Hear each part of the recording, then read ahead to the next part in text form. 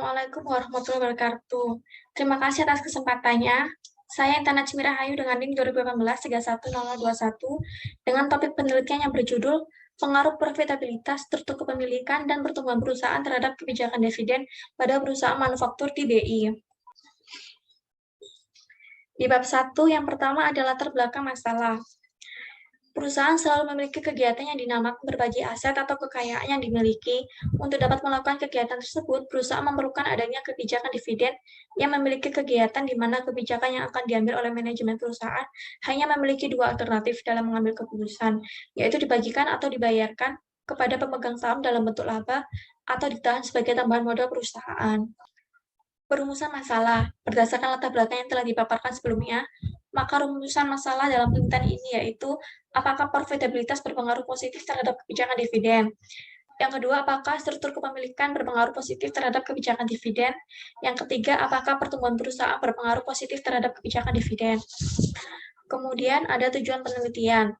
Sesuai dengan rumusan masalah yang telah dibuat, maka tujuan dalam penelitian ini yaitu untuk menganalisis pengaruh profitabilitas, struktur kepemilikan, dan pertumbuhan perusahaan terhadap kebijakan dividen. Kemudian ada manfaat penelitian. Yang pertama ada manfaat teoritis.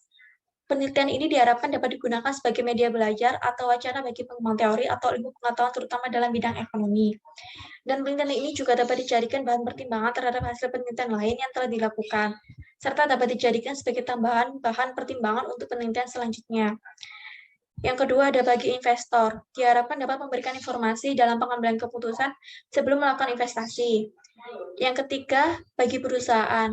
Diharapkan dapat memberikan informasi sebagai bahan pertimbangan bagi manajemen perusahaan dalam melaporkan profitabilitas, struktur kepemilikan, dan pertumbuhan perusahaan. Di bab 2 ada penelitian terdahulu. Yang pertama ada Joseph R. Patiruhu Marjapais pada tahun 2020. Yang kedua ada Evi Sumarta pada tahun 2016. Yang ketiga ada Komang Ayu Novitasri dan Luh Komang Sujarni pada tahun 2015. Yang keempat ada Samsul Arifin dan Nur Fajri Asik pada tahun 2015. Yang kelima ada Nining Dwi Rahmawati, Ivona Esa Sairang, Paulina Vendret pada tahun 2014.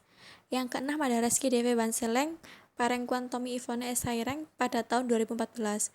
Yang ketujuh ada Dwita Ayu Rizkia Siti Aisyah Sumiati pada tahun 2014. Yang kedelapan ada Junaidi Juwawonto Halim pada tahun 2013. Yang kesembilan ada Asia Asif Wakos Rasol and Yasir Kamal pada tahun 2013. Dan yang terakhir ada Siska Kristianti Dewi pada tahun 2008. Landasan teori yang pertama ada teori efek klien atau clientele effect, yaitu memiliki hubungan antara kelompok pemegang saham yang berbeda yang memiliki preferensi ditahan untuk pembiayaan investasi pada masa yang mendatang. Kemudian ada teori keagenan, yaitu teori keagenan merupakan hubungan antara agen dan prinsipal. Pada teori ini yang dimaksud prinsipal adalah pemegang saham atau investor, sedangkan yang dimaksud agen adalah manajemen yang mengelola perusahaan. Inti dari teori keagenan yaitu adanya pemisahan fungsi antara kepemilikan di investor dengan pengendalian di pihak manajemen. Variabel yang digunakan yaitu kebijakan dividen, profitabilitas, pertumbuhan perusahaan, dan struktur kepemilikan. Rangka pemikirannya, profitabilitas X1, struktur kepemilikan X2, pertumbuhan perusahaan X3, kebijakan dividen sebagai Y. Hipotesis penelitiannya yaitu H1, pengaruh profitabilitas berpengaruh positif terhadap kebijakan dividen. H2, pengaruh struktur kepemilikan berpengaruh positif terhadap kebijakan dividen. H3, pengaruh pertumbuhan perusahaan berpengaruh negatif terhadap kebijakan dividen.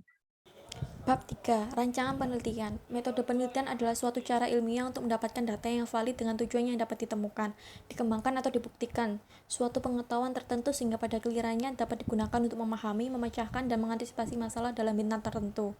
Jenis penelitian ini merupakan penelitian kuantitatif, di mana hubungan antara variabel dalam penelitian ini akan dianalisis dengan menggunakan ukuran-ukuran statistika yang relevan atas data tersebut untuk menguji hipotesis berpengaruh positif atau negatif. Batasan penelitian. Batasan dalam penelitian ini yaitu mempengaruhi pengaruh profitabilitas struktur kepemilikan pertumbuhan perusahaan pada perusahaan manufaktur yang terdaftar di Bursa Efek pada tahun 2015 sampai 2019. Penelitian ini hanya menggunakan perusahaan manufaktur sektor logam dan sejenisnya yang terdaftar di Bursa Efek. Identifikasi variabel. Terdapat dua identifikasi variabel, yaitu variabel dependent dan variabel independent. Variabel dependent sebagai variabel Y, yaitu variabel terikat, adalah variabel yang dipengaruhi oleh variabel bebas yang sifatnya tidak dapat berdiri sendiri serta menjadi perhatian utama peneliti.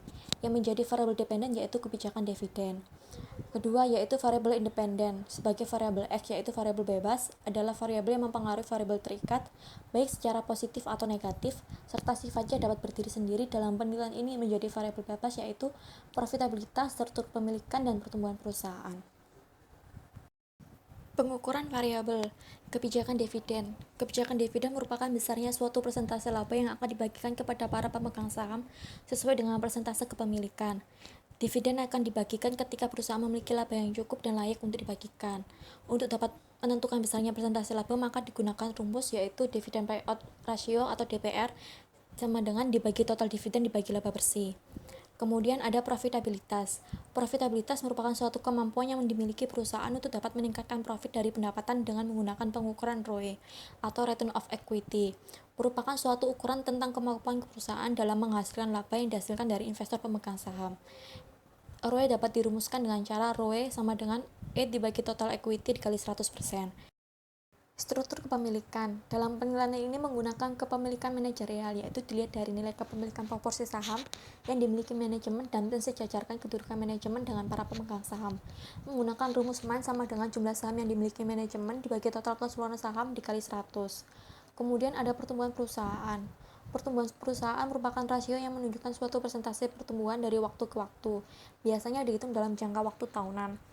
Pertumbuhan merupakan suatu keberhasilan perusahaan yang berdampak pada profit perusahaan. Untuk dapat menghitung pertumbuhan perusahaan yaitu menggunakan rumus growth sama dengan total aset T dikurangi total aset T dikurangi 1 dibagi total aset T dikurangi 1.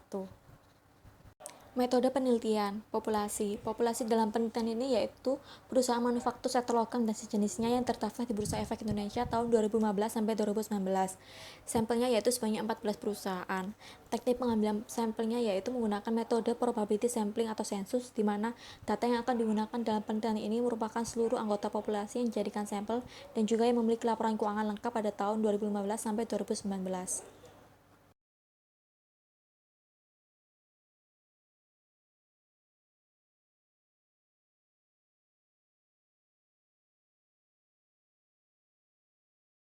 Teknik analisis data. Yang pertama ada uji asumsi klasik.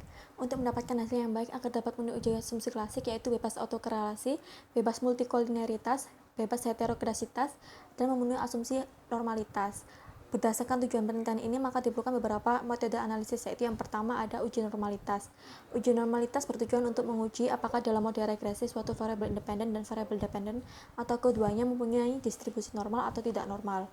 Uji autokorelasi. Uji autokorelasi digunakan untuk menguji apakah dalam model regresi linear ada korelasi antara kesalahan pengganggu pada periode T dengan kesalahan pengganggu pada periode T atau sebelumnya. Uji multikoliniaritas. Uji multikoliniaritas dalam penelitian ini dilakukan untuk menguji apakah dalam model regresi menemukan adanya korelasi atau hubungan yang kuat antara variabel bebas atau variabel independen. Model regresi yang baik seharusnya tidak terjadi korelasi di antara variabel bebas. Jika terjadi variabel bebas saling berkorelasi antara sesama variabel bebas sama dengan 0. Kemudian ada uji heteroskedasitas, bertujuan untuk menguji apakah dalam model regresi terjadi ketidaksamaan varians dan residual dalam suatu pengamatan lainnya. Model regresi yang baik dalam uji ini yaitu homokedasitas atau tidak terjadi heteroskedasitas. Yang kedua, ada regresi linear berganda, digunakan untuk mengetahui apakah ada atau tidak pengaruh antara variabel independen terhadap variabel dependen. Variabel yang akan dianalisis dengan model regresi berupa variabel kuantitatif. Kemudian yang ketiga ada pengujian hipotesis. Terdapat dua pengujian hipotesis yaitu uji statistik F dan uji statistik T. Uji statistik F digunakan untuk mengetahui apakah seluruh variabel mempunyai pengaruh model regresi yang fit atau tidak.